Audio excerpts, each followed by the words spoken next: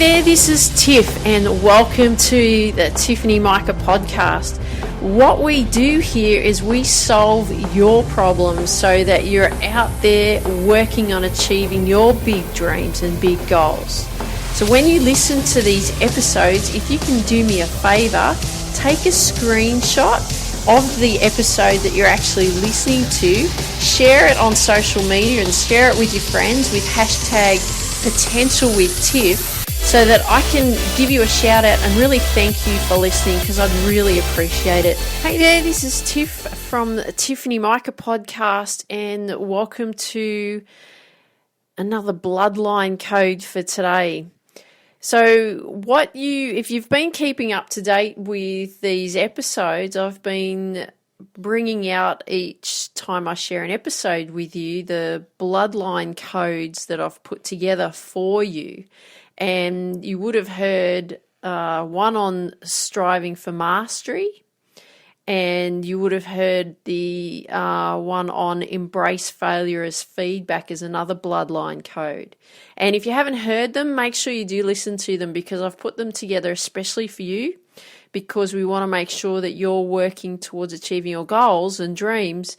But this has got to be part of, like I always say, part of your DNA, part of your makeup, okay? So what we're going to be talking about today is complete conviction. And you're probably thinking, hey Tiff, all right, well, what does complete conviction mean? Okay, so this is what I have identified as what complete conviction is. You have complete trust of yourself and your decisions you make. You have relentless faith and belief deep into your soul. You know you are on the right path and are unstoppable. You are self-reliant but not afraid to ask for help. And you are dogged and patient, as you know it is only a matter of time when you accomplish your goals.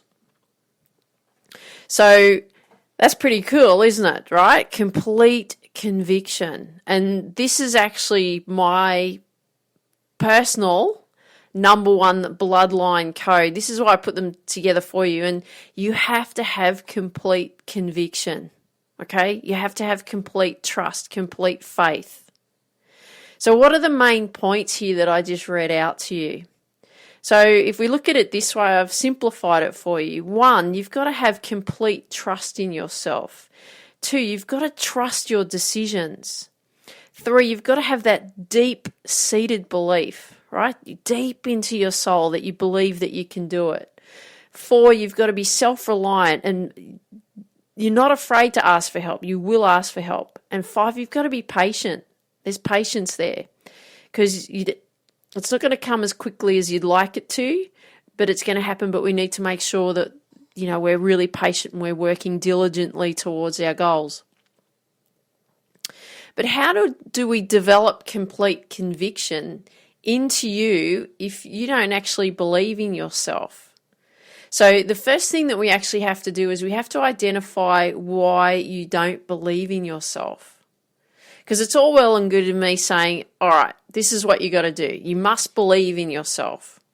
But if you don't, you're going to fight me about it and you won't agree. You'll go, no, Tiff, that's not right. I don't believe in myself. I can say anything to you and say, yeah, you've got to have complete conviction. Yeah, you've got to trust yourself.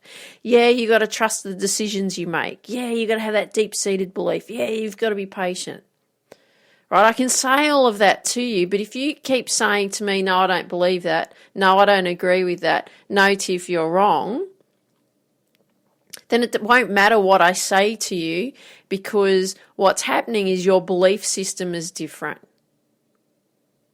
So you will fight me about it. You will not agree. You will argue with yourself about it as well. And I know, like, if I look back at when I was playing tennis, especially I was at this tennis academy in Brisbane years and years ago, actually at the same tennis academy that Pat Rafter trained at, and he was there at the same time that I was there. He's 2 years younger than me. But what was going on for me in that time, because this is very close to the last few years of me pursuing my tennis career in that time, and what was going on for me was my belief level was ultra low. And I'll tell you why my belief level was so low. It was just so. I was actually looking back. It's sad that it was so low, my belief level. But why was this going on? Well, these are some of the reasons. Like, I felt like I wasn't good enough. I felt like I was out of my depth, and I was completely out of my comfort zone. And, in order for us to grow and improve, we have to be out of our comfort zone, right? But I was completely out of my comfort zone. So my belief level in what I felt like I knew I had the skills, but my belief level was ultra low. So if I'm saying to you, okay, well, I wasn't feeling that I was good enough in that time, well, why didn't I feel that I was good enough?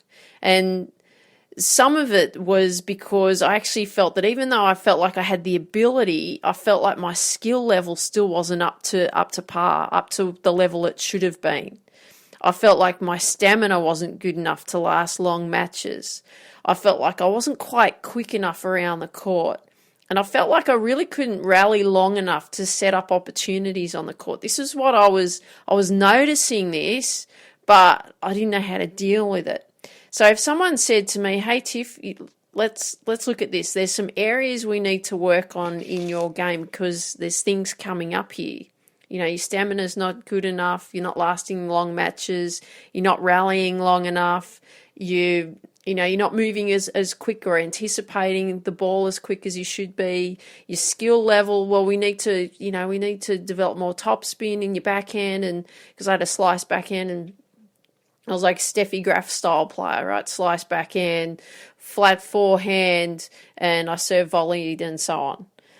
But if someone said to me, Tiff, like, these are some areas that we need to work on in your game, and let's really sit down together and identify what the problem areas are in your game, and then let's create a plan to improve these problem areas in your game. Do you think that I would have been excited about solving these problems? Of course I would be.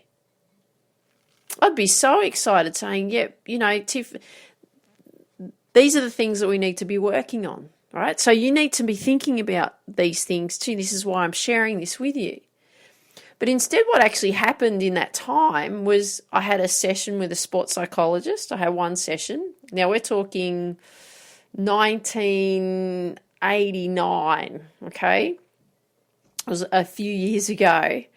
And I remember having this it was only one session that they put me in with this sports psychologist, and I was very closed off. Remember, I had no belief in me, didn't think I was good enough, all of that kind of stuff that was going on, really low self-esteem, didn't think much of myself. And I remember the conversation was, he was talking about me focusing on a clock. And he wasn't very specific or clear on anything. I just walked out of that conversation with him very confused. And I really couldn't see the relevance of him talking about a clock. I was just sitting there like going, I don't know what you're talking about. I didn't have a clue. And then when I was at the academy, what was actually going on, the coaches that we had, they just yelled at you. They just drilled at you harder. And if you didn't perform well in the drills and so on, you just had to do push-ups. That was it. So there was no solutions to the problems that were coming up. Now, when you're doing these same things over and over again, producing that same lackluster result, because nothing's improving, you would think that you'd be like asking yourself the question, wouldn't you? Are you good enough? Am I good enough? Of course you would be, because you're not seeing any improvement. So if you're going on through this, and this is going on for you, and you're struggling like what I was struggling with, because we're really talking about building that belief in you, building that complete conviction in you, then how are we going to create that complete conviction, that complete belief that you can do anything, right? You can. Because you see it in the professionals, don't you? You see them walk out onto the court or onto the field or onto the golf course or getting ready to swim. You can see that they mean business. You can see in their eyes that there's just full belief and they're just going to get on with it. And it was really interesting because you may have heard an episode recently that I recorded about Ash Barty winning the French Open, and I talked about her 12, what I saw were her 12 tips for creating the success that she created and what you could learn from that. And when she had won the French Open, she actually said, now I believe I can match it with the best. And it was just that confirmation to her winning that tournament was I can match it with the best in the world. And she's actually just won the lead-up tournament to Wimbledon as well. So you can see that conviction is there, right? She's completely deep into her soul now believes it. But you don't have to win a tournament or a major event like that to develop complete conviction. Because this notion that champions are born, you may have heard this, I don't agree with it. Champions are made. It doesn't come through, they were gifted and it just happens for them, because there's plenty of gifted players out there. We see we've got a few gifted Australian male players that we see that could do anything, but they don't do the work. All they do is complain and whinge. Incredibly talented, but they won't be a champion because they don't know what's required. Ash Barty's going to continue. She's going to be a really great tennis player because she's putting in the groundwork and she's doing it now.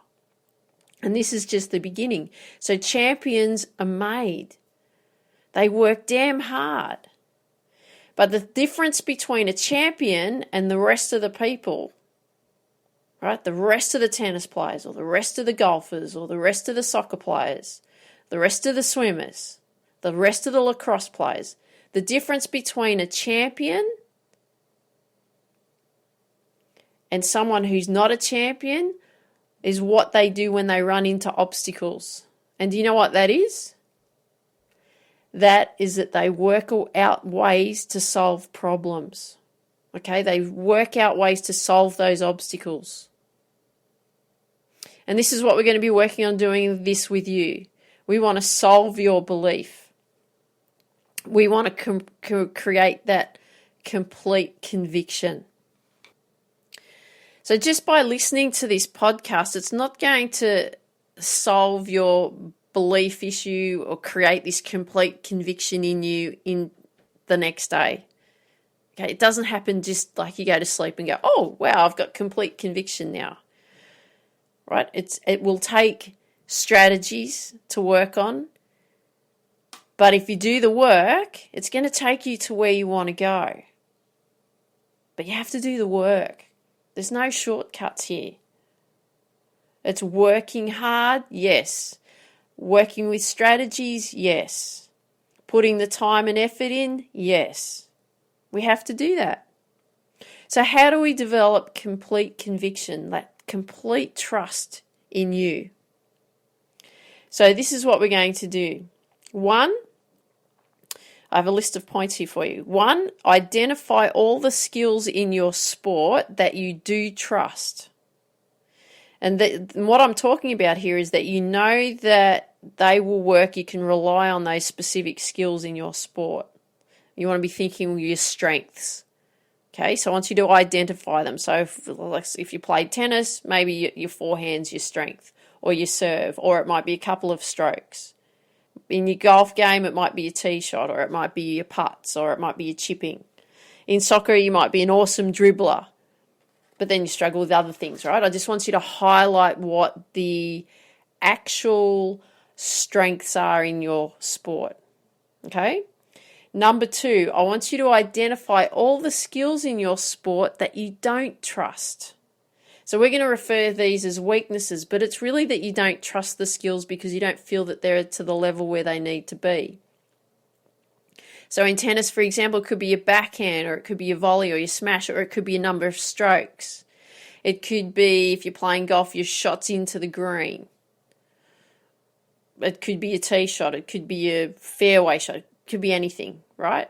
Soccer. I'm just using these as an example. It might be trapping and passing. You might be struggling with that, or you struggle to create spaces to pass the ball. So you want to identify the skills in your sport that you don't trust, okay? So those are your weaknesses.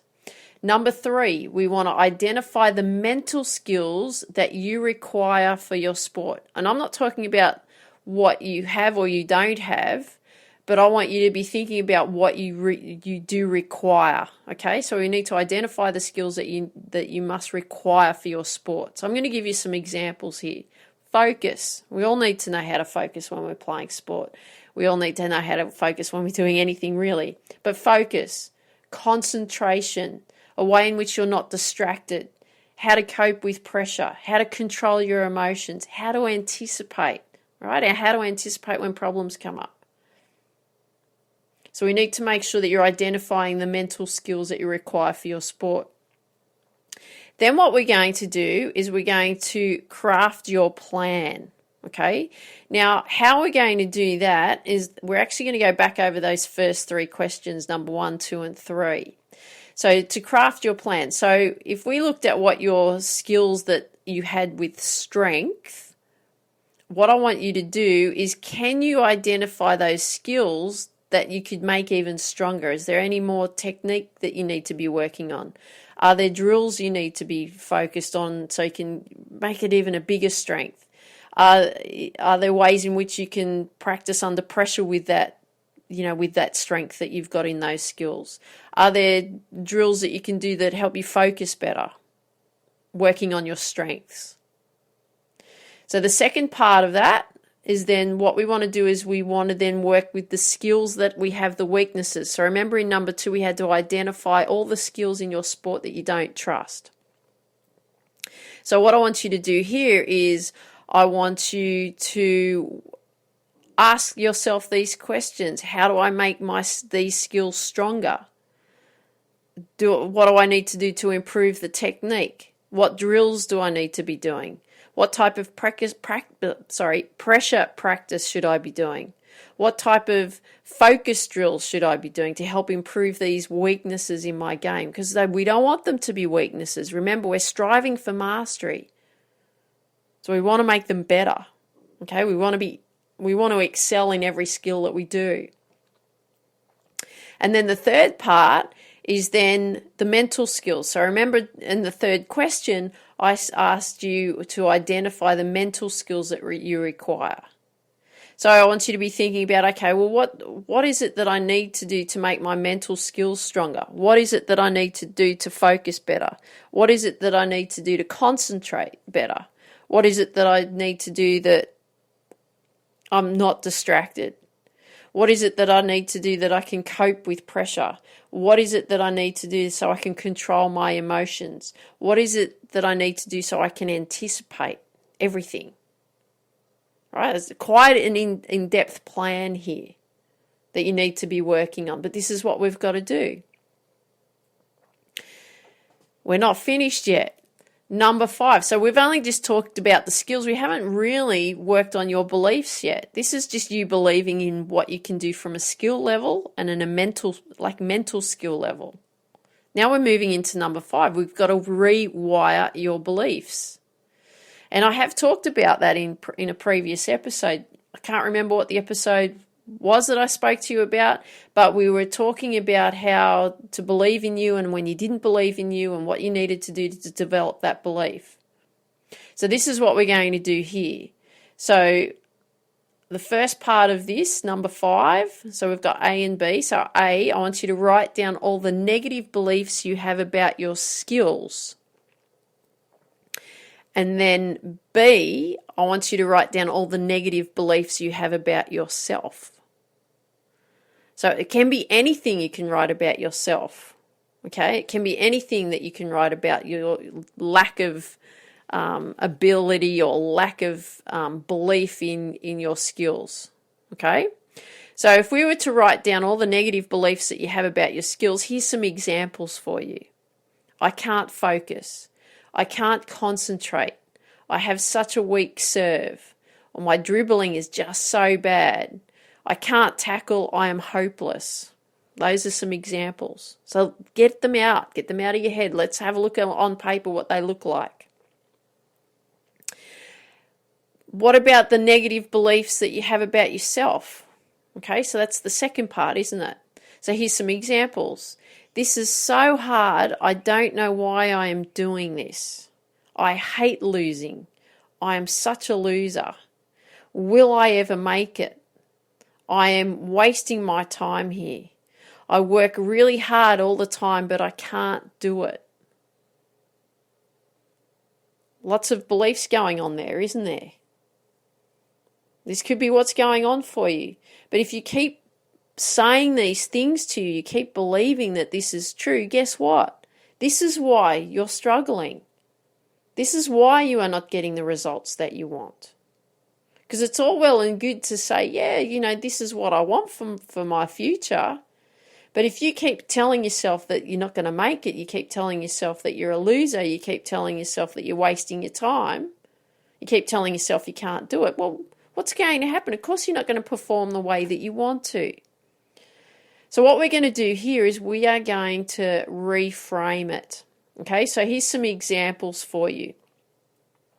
So I talked about in this first part about writing down the negative beliefs that you have about your skills. And I said, I can't focus. So what if we said, if you wrote down I can't focus, and then you reframed it and you wrote down, and I said, I meditate each day to help me improve my focus. Wow. So as soon as you thought, oh, I can't focus, you go, no, I'm going to meditate each day because that helps keep me focused. Right, we're rewiring it. What about I can't concentrate?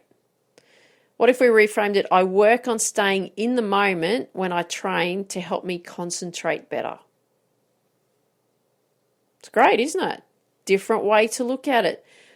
Because if you say I can concentrate, your brain, that little voice in your head's going to say no, you can't, and you go yes, I can. No, you can't, and there'll be that little argument that goes on. But what if you said, I work on staying in the moment when I train to help me concentrate better? Right, you're working on doing that. Okay, I have such a weak serve. Well, why don't we reframe it and say, I'm working on my serve to turn it into my strength. Yeah, that feels great, doesn't it? That feels great. What about my dribbling is just so bad? What if you said, I am doing dribbling drills to turn my dribbling into a strength? Beautiful. Or I can't tackle because I'm hopeless. What about I am doing tackling drills to turn my tackling into a strength? How good's that? Reframing, aren't we? We're reframing. So what about this part about the negative beliefs that you have about yourself? Right, this is so hard, I don't know why I'm doing this, I hate losing, I'm a loser, will I ever make it, all of that kind of thing that we were talking about just before. Well, how do we reframe that? Well, let's have a look. This is so hard, I don't know why I am doing this. What could we say here? Well, I am doing this because I love the challenge it brings, because it makes me stronger.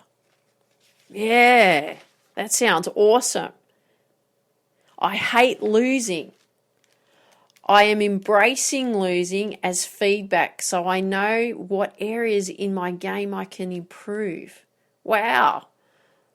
I'm embracing losing as feedback. It doesn't matter if you lose. And you better make sure that you're listening to Embrace Failure as Feedback, one of the Bloodline Codes. Really important. We go into much more depth in that one. What about I am a loser? I am learning every day how I can improve me. Wow, that's different, isn't it? I'm learning every day how I can improve me. And then you're going to start looking at, what are the things I can do to improve me versus walking around saying I'm a loser. Here's another one. Will I ever make it? I am constantly working on growing me to give me the opportunity to achieve my dream. Whew, I love that. I'm constantly working on growing me to give me the opportunity to achieve my dream. Can you imagine saying that to yourself every day? Woo, beautiful. I am wasting my time here. Well, this is how we're going to reframe this one. This is what I want to do with my life. I love spending the time on getting me better at everything I do every single day. So you're not wasting your time, are you? You're working on improving you every single day. What about this one? I work really hard all the time, but I can't do it. What if we looked at it this way? I love working hard, as I'm aware that I am a problem solver, that I can improve my level every single day. You're a problem solver now. Right? And you keep improving your level every single day versus I work really hard, but I can't do it. I'm a problem solver. I work through the problems because they're going to come up. We're going to get obstacles. And that's all part of the process. That's what happens. You've heard the story about my book. I talk about it quite a lot. I've had obstacles about getting my book published. And it's working with, specific people I've been let down by and so on. Book's been in idle for a while because, the particular person I had involved could no longer be involved but didn't share that with me. So it had been sitting in idle, doing nothing for 2 months. I couldn't get in contact with them, nothing. There was no response. What do? You just keep going, right? You just keep figuring out ways to make it happen. And the exciting thing is I found someone, so it won't be long now. Woof, very, very close. I can't wait to share my book with you. Because this goes into the depths of what we need to be doing to achieve our goals and our dreams. Because I want you to become the sports person you want to become. Because it can happen, but we have to develop that complete conviction. So I'm just going to quickly go over these questions again. Number 1, identify all the skills in your sport that you do trust. So those are your strengths. Number 2, identify all the skills in your sport that you don't trust. So those are your weaknesses. Number 3, identify the mental skills that you require for your sport. So list them all out. Number 4, this is where we craft the plan. So we need to be looking at the skills that we have with the strengths. What can we do to make them stronger? The skills with the weaknesses, what can we do to make them stronger? The mental skills, what can we do to make them stronger? And then we're going to be working on rewiring the beliefs, aren't we? So 1, you had to write down all the negative beliefs about your skills, write down all the negative beliefs that you had about yourself, and then you were going to get them all out of your head, and then you're going to reframe them and write them in a way that you can say something like, I'm doing this because I love the challenge it brings me because it makes me stronger. Or this is what I want to do with my life. I love spending the time on getting me better every day. Every single day. I'm constantly working on growing me to give me the opportunity to achieve my dream. I'm learning every day how I can improve me. I love working hard, and I'm aware that I am a problem solver so that I can improve my level every single day. Oh, this is how we're going to develop this complete conviction. So it's time to get stuck in and do some work, okay? So I hope you enjoyed today's episode. I would really love it if you could share with me what you like best about what you heard today. If you've got friends that you know that would benefit from these episodes, I'd love it too if you could share with your friends these episodes, and I would love to hear from you. So I want you to get to work for one, but I want you to dream big, believe in you, and go after your dreams. Have an awesome day. Take care. Talk soon. Bye-bye. Thank you so much for listening today. If you have any questions about the frustrations that you're actually going through right now, come over and visit my site, tiffany-mika.com, and you will see on the home page I've set up Ask Tiff. Now, what Ask Tiff is this is where you can ask me a question and I will record an episode for you on how to solve that frustration or those frustrations you're actually going through, so that we can get the problem solved for you so that you're actually out there achieving your big dreams and goals. So if you want me to mention your name in the episode, happy to do so. If you don't, I can keep it anonymous. It's fine by me. But make sure you go over and go to the Ask Tiff on the homepage of my website. If you've just got 30 seconds to spare, I'd also appreciate if you could leave a 5-star review wherever you hear these episodes. And remember, take a screenshot, add the hashtag #potentialwithtiff so that I can give you a shout out for sharing these episodes on social media. I'd really appreciate it. And remember this, always, always, always dream big, believe in you, and go after your dreams.